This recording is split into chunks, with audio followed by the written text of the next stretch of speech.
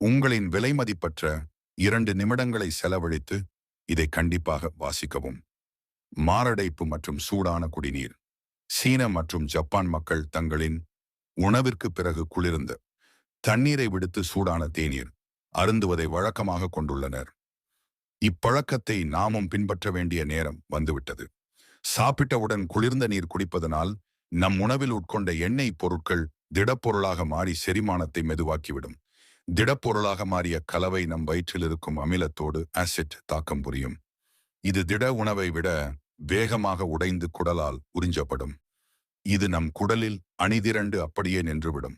மிக விரைவில் இது கொழுப்புகளாக மாறி புற்றுநோய்க்கு வழிவகுக்கும். ஆகவே உணவிற்கு பிறகு சூடான தண்ணீர் அல்லது சூப் குடிப்பது நல்லது. மாரடைப்பு பற்றி ஒரு குறிப்பு.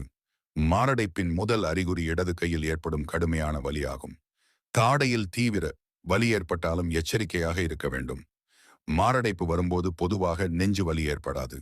குமட்டல் மற்றும் கடுமையான வியர்வையே மாரடைப்பு ஏற்பட பொதுவான அறிகுறிகள் ஆகும்.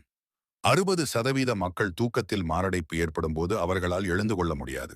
உறக்கத்திலேயே இறந்து விடுவர். தாடை வலி ஏற்பட்டவர்கள் மட்டுமே அயர்ந்த தூக்கத்திலிருந்து எழுந்து கொள்ள முடியும்.